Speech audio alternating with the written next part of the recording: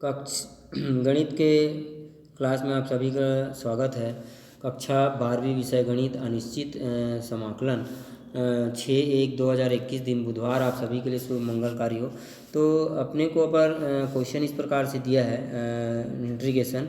तो integration a into sine x धन b into cos x बटे c इंटू साइन एक्स धन d into cos x D x का रूप का अगर समाकलन है तो नियम पहला यह है कि अंश अंश मतलब ये वाला भाग इसको बराबर लेंगे हर के, और हर का अपन आकलन करेंगे धन b और हर का मान होगा यहाँ पे b इंटू, है ना।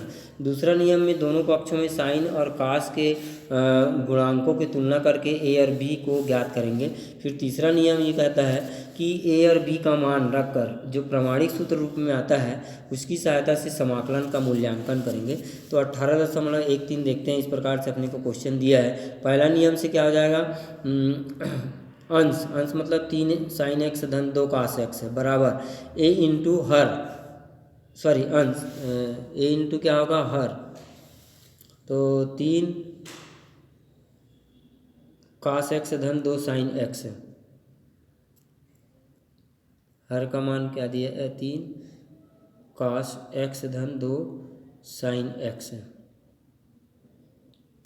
धन b इंटू 3 कास एक्स धन 2 साइन एक्स,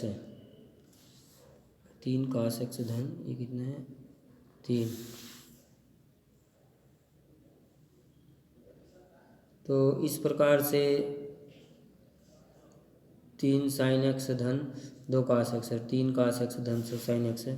तो यहाँ पे इसको सरल करते हैं तो 3 साइन एक्स धन 2 कास एक्स बराबर a इंटू कास एक्स का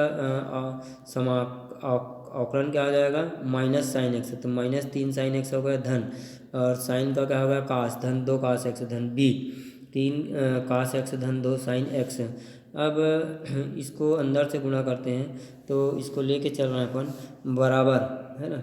ये कितना हो जाएगा -3a धन, यहाँ पे -3a ये साइन है और इसका साइन निकल जाएगा धन 2b, ये 2b हो जाएगा यहाँ से 2b साइन एक्स, फिर धन, फिर इसी प्रकार से ये 2a ये कास कास से निकल जाएगा और धन यहाँ पे 3b ये कास एक्स को घनिष्ठ लिए यहाँ पे, और यहाँ पे साइन एक्स को। अब क्या करेंगे, दोनों पक्षों में साइन एक्स और कास एक्स के गुणांकों की तुलना करेंगे तो अपने को दो समीकरण मिलेगा -3a धन 2b, तो यहाँ पे साइन साइन इसका गुणांक कितना है 3, और यहाँ पे कास का गुणांक देखेंगे यहाँ पर 2 है तो 2a धन 3b बराबर 2, ये समीकरण 2 हो जाएगा।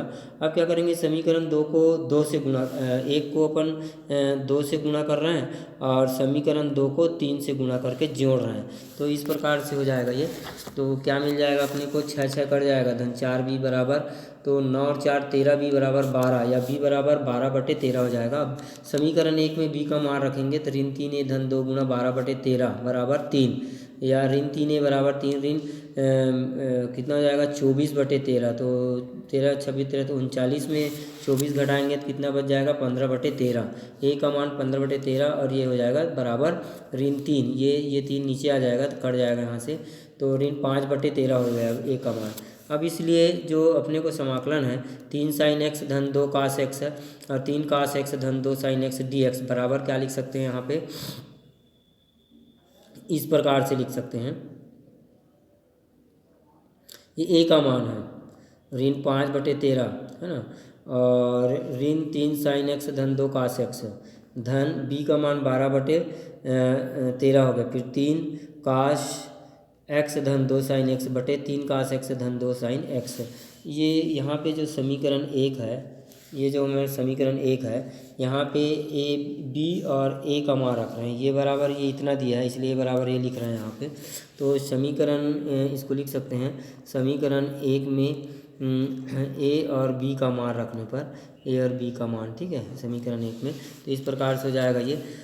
अब -5/13 कांस्टेंट है इसलिए इंटीग्रेशन से बाहर हो जाएगा, -3 साइन एक्स धन 2 कास एक्स बटे 3 कास एक्स धन 2 साइन एक्स डी एक्स धन 12/13, और ये दोनों कट जाएगा, ये 3 कास एक्स धन 2 साइन एक्स और 2 साइन एक्स ये बराबर है तो 1 मिलेगा अपने को, है ना। तो इस प्रकार से हो जाएगा। अब यहाँ पे प्रतिस्थापन ले रहे हैं तो हर का प्रतिस्थापन 3 कास एक्स धन 2 साइन एक्स, इसको अपन क्या मान रहे हैं यहाँ पे t, तो टी हो गए, दोनों पक्षों में अवकलन करेंगे तो -3 sin x धन 2 cos x dx बराबर dt मिलेगा। ये ऊपर वाला स्टेप मिल गया अपने को, तो dt अपन टी हो जाएगा, धन 12/13 x हो जाएगा, यहाँ पे एक का इंटीग्रेशन किए धन c। अब इसका इंटीग्रेशन करेंगे तो log t हो जाएगा, धन 12/13 x धन c।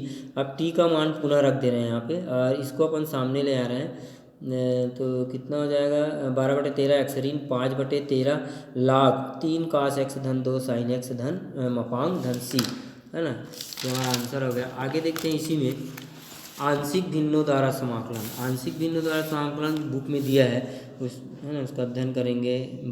18.14 देखते हैं। ये आंशिक भिन्न इस प्रकार से दिया है, 1/x धन 1 x धन 2 dx। आंशिक भिन्नों का प्रयोग से हम इसको दो भागों में बांटेंगे। एक को अपन a/x धन 1 लेंगे और धन b/x धन 2 मानेंगे। अब इसको तिर्यक गुणा कर देंगे तो a इंटू, और इसको लेके चल रहे हैं अभी, इसको अपन इंटीग्रेशन नहीं मानते अभी भिन्न है ना ये तो यहाँ पे एक ही रहेगा, ठीक है। इधर का गुणांक कितना होगा 1 इधर। अब क्या करेंगे, ax धन 2 और धन bx धन 2 ये दोनों समान है, इसलिए ये कट जाएगा। तो बचेगा क्या यहाँ पे, इधर 1 बच गया अंश में, और इधर अंश में a इंटू एक्स धन 2 धन b इंटू एक्स धन 1, है ना। ये समीकरण 1 मानते हैं।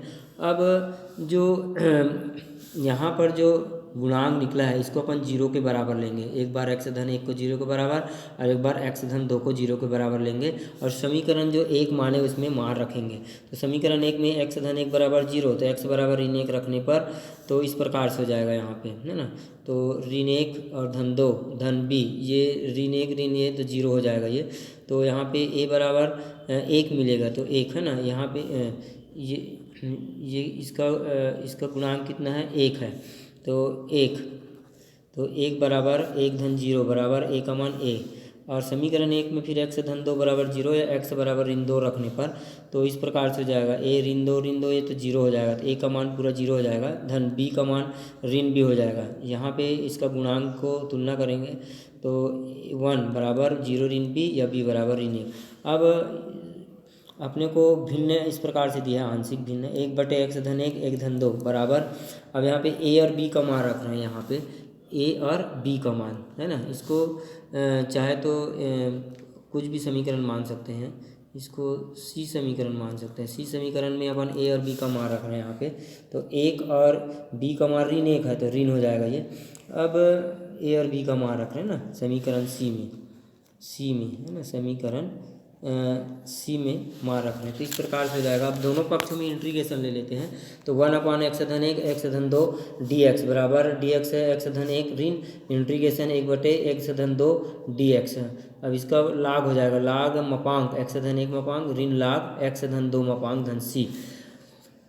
अब इसको ऋणात्मक को ऋण लाग x धन 1 धन फिर लाग x ऋण 2, इसको धनात्मक बनाने के लिए जैसा भी है इस प्रकार से भी लिख सकते हैं। क्वेश्चन नंबर इसी में 18.14 का 17 इस प्रकार से अपने को दिया है, 2/1 - x और 1 धन x स्क्वायर dx इंटीग्रेशन।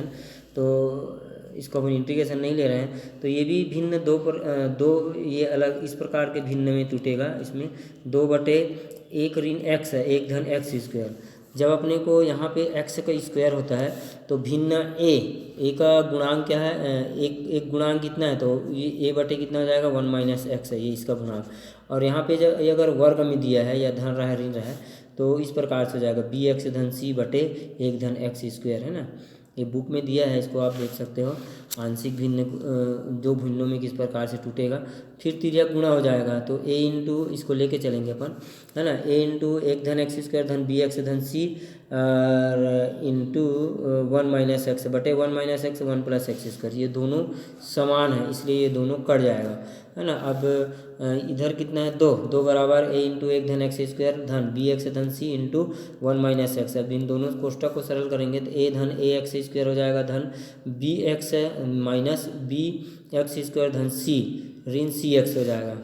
अब एक्स स्क्वायर को कॉमन लेना है तो ए और ये हो जाएगा, तो ए ऋण बी एक्स स्क्वायर, फिर यहाँ पे एक्स को कॉमन लें, बी ऋण सी एक्स हो जाएगा और धन ए और सी, ये अचर पद हो जाएगा। अब क्या करेंगे, दोनों पक्षों में एक्स और एक्स स्क्वायर के गुणांकों की और अचर पदों का क्या करेंगे, तुलना करेंगे। तो यहाँ पे अचर पद है, एक्स और एक्स स्क्वायर का गुणांक नहीं है ना। तो ए ऋण बी, तो ए ऋण बी तो एक्स स्क्वायर का गुणांक इधर क्या है, जीरो है, इसलिए जीरो लेंगे तो समीकरण 1 हो जाएगा। फिर बी ऋण सी, इधर एक्स का गुणांक कुछ नहीं है ना, जीरो है, तो बी ऋण सी बराबर जीरो लेंगे, समीकरण 2 हो जाएगा। अब ए धन सी, इसका गुणा अचर पद कितना दिया है, 2, तो ये 2 के बराबर हो जाएगा, समीकरण 3। अब इसको सरल करेंगे तो यहाँ पे हम लोग ए ऋण बी समीकरण 1 और 2 इसको सरल कर रहे हैं तो जोड़ दे रहे हैं, तो ये कट जाएगा, तो ए ऋण सी बच जाएगा 0। अब ए धन सी, ये ए धन सी 3 और जो मान प्राप्त हुआ ए ऋण सी, इसको भी जोड़ देंगे तो 2a बराबर 2, ए बराबर 1 मिलता है। अब समीकरण 1 में ए का मान रखेंगे तो 1 माइनस बी बराबर 0 है, बी बराबर 1 हो जाएगा। पुनः समीकरण बी में अपन बी बराबर 1 रखेंगे तो 1 माइनस सी बराबर सी का मान हो गया।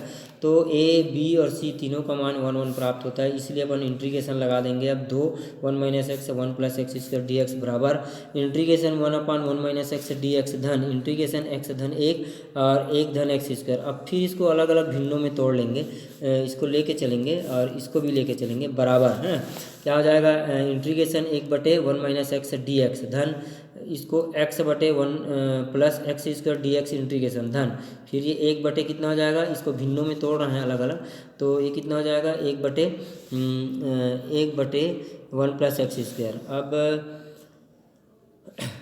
अब इसको 2 अपन 2 से गुणा और 2 से भाग दिए हैं, है ना, तो कोई अंतर नहीं होगा, इसलिए यहाँ पे 2 आता है मान, इसलिए अपन वैसे किए हैं। तो क्या करेंगे, प्रतिस्थापन विधि से इसको मान रहे हैं, 1 माइनस एक्स बराबर टी लेते हैं, अवकलन करेंगे minus D x D T हो जाएगा, डी एक्स बराबर माइनस डी टी, और 1 प्लस एक्स स्क्वायर बराबर यू या 2x हो जाएगा, अवकलन करेंगे तो डी एक्स बराबर डी यू, है ना, या डी यू बराबर 1/2, तो ये हो जाएगा। तो यहाँ पे 1 प्लस यू रखेंगे तो यू हो गया, डी यू 1/2, है ना,